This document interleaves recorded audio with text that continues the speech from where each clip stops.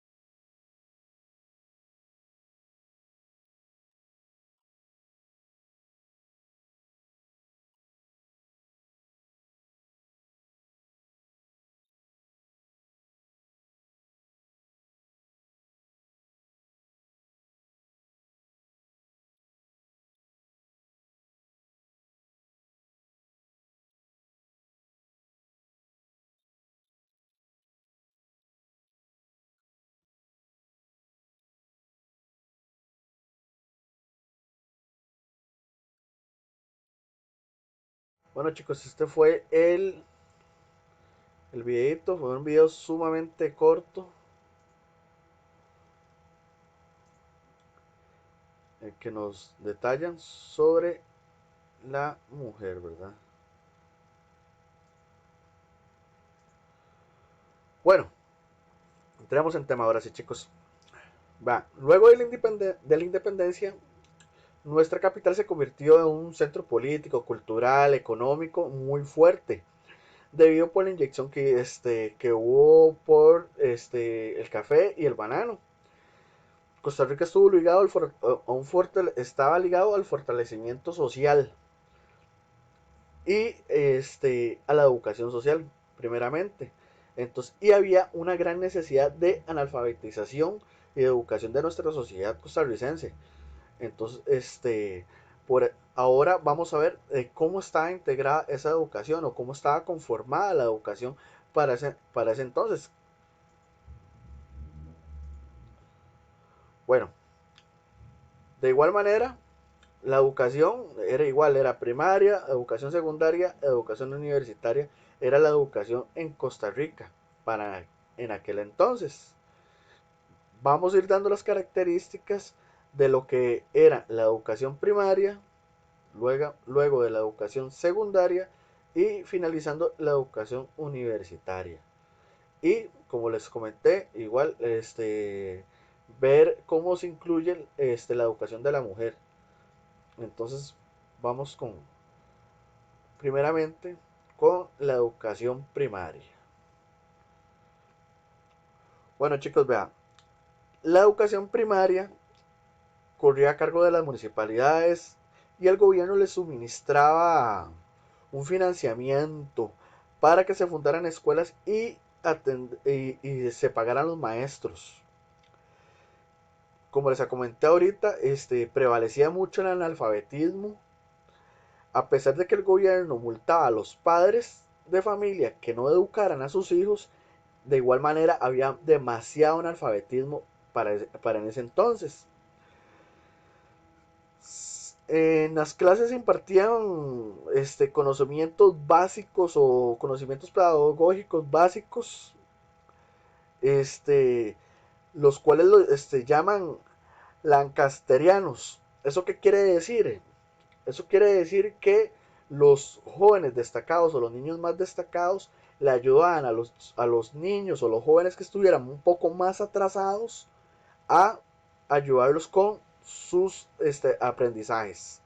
Entonces más o menos es como era una pequeña base lo que era la educación, que era aprender a leer, escribir y muchas cosas. Y los estudiantes que eran un poquito más chispas o iban un poquito más adelantados, podríamos decir, que los otros, le ayudaban a los maestros para que se pudieran ayudar entre sí, ¿verdad?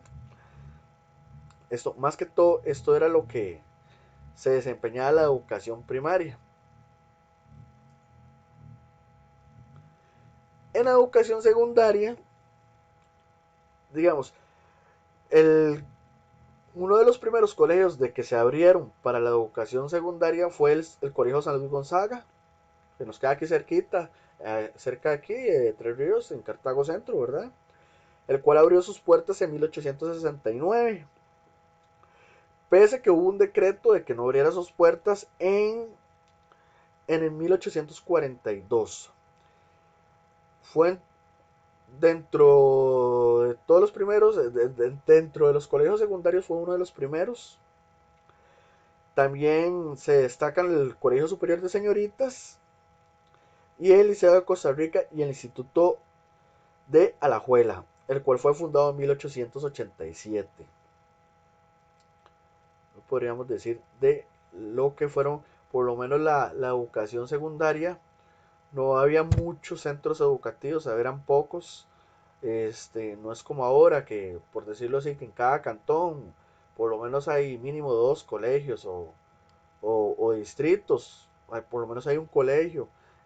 Antes eran muy escasos, entonces se necesitaba inyectar un poquito más la educación en la población, se tenían que abrir más centros educativos, tanto de primaria como de secundaria. Era una gran necesidad del país para en ese entonces, porque se necesitaba que el país tuviera una mayor educación y más que aquí en Costa Rica teníamos un pensamiento de ¿cómo lo podríamos decir?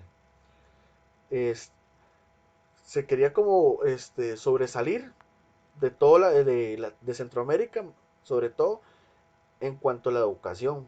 Era algo que se necesitaba y se quería fortalecer mucho, porque nosotros éramos, antes de la independencia, les recuerdo que nosotros éramos la provincia más atrasada en educación. Entonces todo eso se quería cambiar para el siglo XIX. Entonces es una de las grandes características o las necesidades que habían en el país en ese entonces. Bueno, la educación universitaria, por decirlo así, la educación universitaria era muy escasa, porque los estudios universitarios, quienes desean tomar estudios universitarios, tenían que ser personas de dinero, tenían que ser personas pudientes, las cuales los padres les pudieran costear sus estudios y no había como que centros educativos propiamente en el país para que se pudieran educar. En muchas ocasiones los jóvenes se iban a centros universitarios como en San Carlos, en Guatemala, o como la Universidad de León en Nicaragua, o en el mejor de los casos, cuando ya había más plática, ¿verdad? Se mandaban para Europa a estudiar y se mandaban para que ellos se prepararan en Europa. En el caso de la mujer prácticamente estaba totalmente excluida de la educación universitaria hasta casi mediados del siglo XIX, porque ya empiezan las nuevas reformas de que se ve una necesidad de que todos tengan una buena educación y se ve que tanto como el hombre como la mujer se tiene que educar, se tiene que instruir y de todo. Y esto va a ayudar al fortalecimiento de nuestra población, de nuestra sociedad, entre muchas cosas más. Uno de los personajes que se destacaron para que la mujer tuviera una mayor participación en educación fue el general y político Francisco María Oreamuno, quien estaba muy consciente de la problemática que había sobre la educación de la mujer y que la mujer enfrenta un grandísimo analfabetismo. Entonces, fue uno de los que ayudó a que se incluyera a la mujer en la educación. Bueno, para la década de 1840, como se los comenté en el principio, en el video, hubieron diversos grupos sociales, los, los cuales estaban promovieron, perdón, ahí disculpen, que se estableciera instituciones de educación para la mujer como parte del objetivo general del Estado por el mejoramiento educativo. Por eso que las municipalidades y los discursos de clase dirigente y periódicos consiguieron en un reclamo de ampliar la cobertura educativa en términos de que fuera general y que no fuera solamente para los varones. Eh, en respuesta a todos estos movimientos sociales que se hicieron y de todo, y a los diversos grupos y al empuje que se le estaba dando a la educación en importancia, este, se crea el Liceo de Niñas, el cual abre sus puertas para 1849. Vean chicos, se estaba hablando de educación de la mujer en 1840 y 9 años después se crea el Liceo de Niñas. Entonces fueron 9 años en los cuales se luchó mucho para que la mujer tuviera una educación igual a la de los varones, o por lo menos que se empezara a incluir a la mujer en una educación, porque para ese entonces había demasiado machismo y se veía con malos ojos de que la mujer se educara. Entonces, fue una lucha constante, y hasta 1853 se creó una escuela normal con el propósito de que las niñas fungieran como docentes en todo el país. Entonces, imagínense, ahí también se habló de una preparación para que también muchas mujeres, como lo vimos en el video, se destacaran y fungieran como educadoras en los diversos centros educativos que se estaban pensando abrir y de todo para en ese entonces. El Liceo de Niñas, los contenidos educativos se orientaban en reafirmar en los valores de la mujer, de los tradicionales de la familia.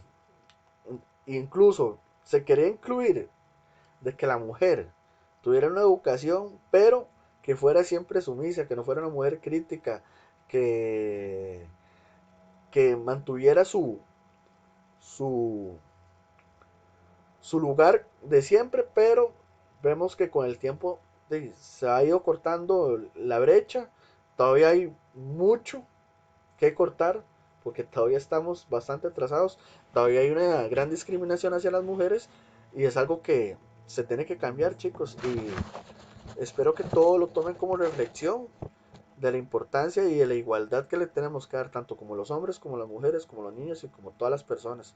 Todos tenemos los mismos derechos, las mismas obligaciones, entonces no tenemos que excluir a nadie. Y como les comenté ahora, dentro de las personas de que fomentaran de que la mujer se educara, fue el general Francisco Oreamuno, el que fomentó esto para que se empezara la educación de la mujer. Ahora vamos a ver lo que fue la Casa de Enseñanza de Santo Tomás. Bueno, la Casa de Enseñanza de Santo Tomás, la municipalidad o el ayuntamiento de San José, para la época de 1814, como lo vemos aquí en la presentación, este, más allá de que fuera hecha para la enseñanza de la escritura, la literatura y la aritmética y la doctrina cristiana y la gramática, filosofía, la teología moral, para 1824 la Casa de Enseñanza de Santo Tomás se organizó y otorgó grados de bachiller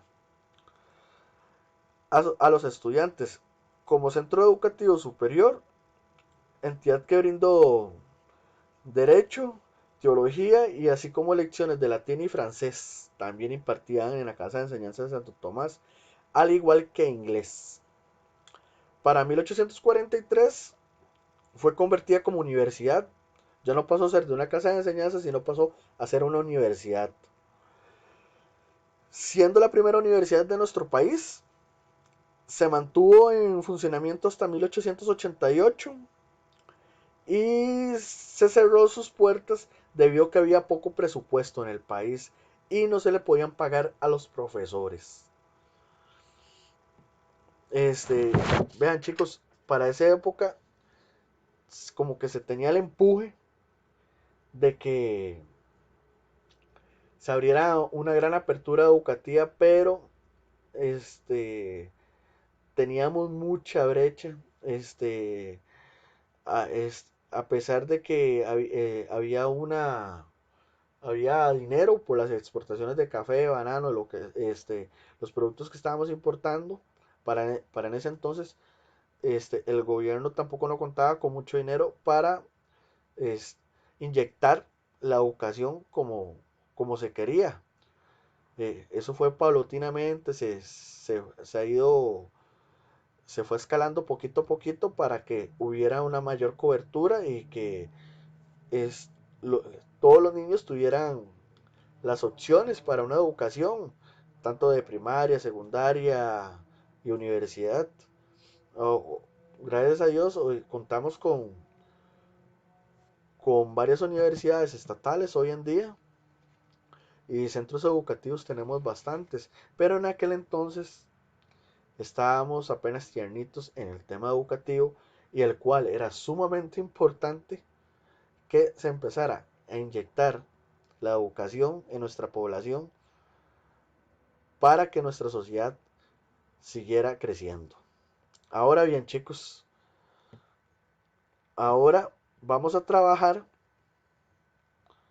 en esto. Ya les doy en esto. Van a formar tres grupitos. El grupo uno va a hacerme esto, va a ser un cuadro comparativo que nos detalle las características de la educación de Costa Rica a finales o a mediados del siglo XIX, de primaria, secundaria y universidad. Yo les voy a brindar material fotocopiado. De igual manera, ustedes se pueden apoyar por medio de internet o documentales, videos en YouTube, lo que ustedes desean. Y ustedes me hacen un cuadro comparativo, me ponen las características de primaria, las características de secundaria y las características de la universidad, cómo estaba conformada cada, cada etapa educativa. Ahora el grupo 2 me van a realizar una infografía, el cual nos tiene que detallar el papel que jugó la Casa de Enseñanza de Santo Tomás, lo que acabamos de hablar ahorita, de cómo empezó como una casa de enseñanza y luego pasó a ser una universidad y un poquito de la historia de la Casa de Enseñanza de Santo Tomás. De igual manera les voy a brindar material fotocopiado y también se pueden apoyar de internet. El grupo 3 nos va a realizar una presentación, lo pueden realizar en PowerPoint si lo desean, o a una cartulina, papel periódico. De igual manera yo tengo pilots, hay papel periódico, cartulina, si lo quieren hacer así, donde expliquen la educación de la mujer o cómo inició la educación de la mujer en la época de 1840. Entonces necesito que investiguen un poquito sobre la educación de la mujer en nuestro país para mediados del siglo XIX. Entonces, si quieren se van agrupando para que vayan trabajando y vayan trabajando en orden. Esto es más que todo el trabajo que tienen que hacer. Y después de que termine cada grupo, tienen relativamente 20 minutos, si no me equivoco, 25 minutos para que termine sus trabajos y cada grupito nos va a exponer sus temas para reforzar lo que acabamos de ver. Entonces chicos, si gustan se ponen a trabajar y muchas gracias.